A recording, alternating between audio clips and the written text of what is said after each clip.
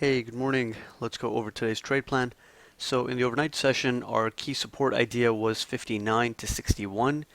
And in the notes for the overnight session, we talked about how a break below 59 to 61 would confirm sellers in control and could lead to a move down to 51 to 53. And then below that, we had support at 48.5. So in the overnight session, ES ended up liquidating below the 59 to 61 area, and then found some responsive buyers at 48.5 or right around there.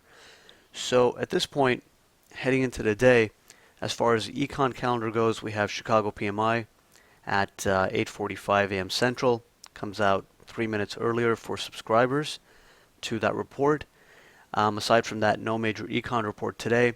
And then tomorrow, we have the non-farm payroll, the employment report, which is a major catalyst. So as far as the day time frame goes today, we're going to be watching how ES reacts to 51 to 53. There's an important HVN at 53, and we want to see where ES is trading in relation to that. So, after this kind of liquidation, the first pop back into, any prior resistance ends up being a rejection area, and in the overnight session, that was 56.5. There was confluence of the midpoint and yesterday's low at 56.5. That ended up being a rejection spot, and that was the first decent, retracement back up into the overnight range. So far we've seen sellers active over there. Off the open, we're going to be watching where ES is trading in relation to 51 to 53. Holding above it, would tell us that the market is stabilizing, and we could get a move back up to 58.5 to 60.5. That would be a retest of the overnight breakdown, basically where that breakdown move really started.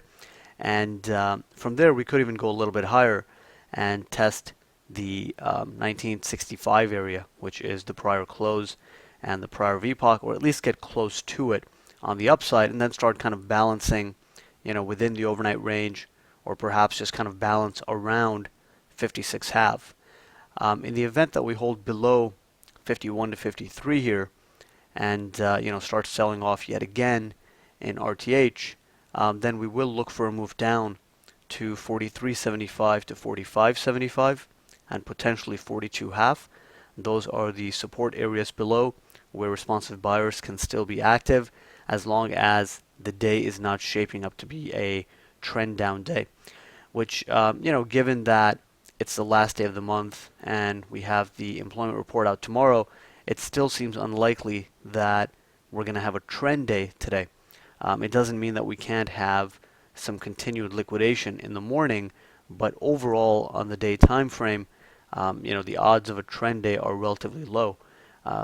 There's still a higher chance that we'll end up with a balance type session. It's just a matter of where that balancing is going to happen. And 53 is a good level of watch to get an idea of where that balancing could happen. Holding above it will tell us that we can balance basically between, pre-market support and 1965, or even pre-market support and initial resistance, so more or less, in the overnight range.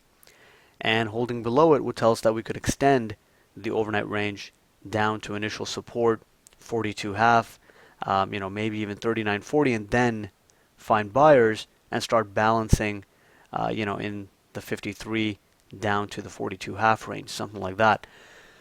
So those are going to be the main kind of themes heading into the day. Is once Chicago PMI is out of the way, we're going to be trying to see kind of how weak or strong this market is and determining where that balancing could take place.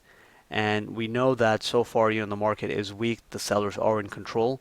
So, any pops in resistance can still present good short setups. That 56.5 was a very ideal spot in the overnight session. Again, there was confluence of midpoint and yesterday's low.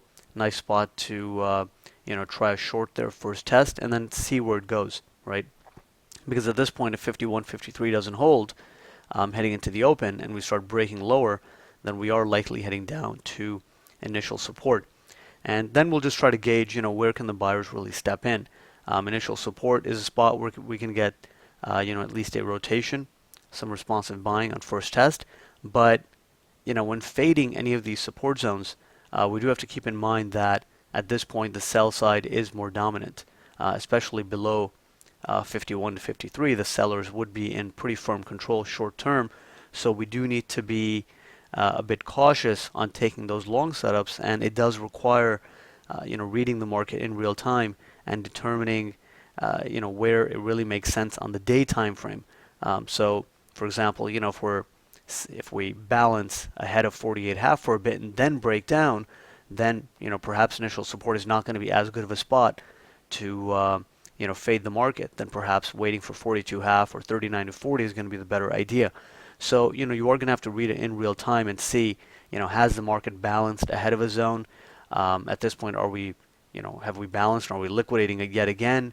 Determine kind of the spot where we could actually exit on any fade setup, right? And then see if the reward to risk is still there to justify the fade setup idea. And if it turns out that, for example, we're starting to liquidate from 48s down into initial support, there may not be enough of a profit potential to justify fading that until it's really exhausted down into some lower levels like 42.5 or 39 to 40. So overall the bias is neutral to bearish. We know that sellers are in firm control here. We've basically broken below an established range, below that 56 to 84, 85 range that we had established for the last few days. We've broken below it, so right now the sell side's in control.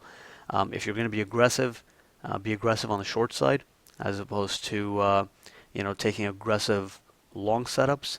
Above 51 to 53, just know that we could get a pop back up towards 58.5 to 60.5, maybe even a little bit higher, and then responsive sellers can be active at those zones. And then on the downside, initial support is really the main downside objective if we start breaking below 51 here. And then there is potential to go a bit lower to find buyers, and then we could start balancing in a range. So those are the main ideas heading into the day. Cautious on the long side, with sellers in firm control. Main focus still on the short setups, but 51, 53 holds, then you just want to be a bit patient on the shorts and wait until 56.5 or 58.5 to 60.5 gets tested, and maybe even a little bit higher, depending on how much momentum we're seeing in real time, and especially if that upside move happens on the Chicago PMI number, then it's a news-driven move, and it could go a little bit further before sellers step in and push it down again. But overall, we're expecting balance, and it's just going to be a matter of where the market balances. Whether it's above 53 or below 53, that's going to tell us which side is really being more dominant. So those are our main ideas. Let's see, which side really presses off the open and off the Chicago PMI number, and take it from there.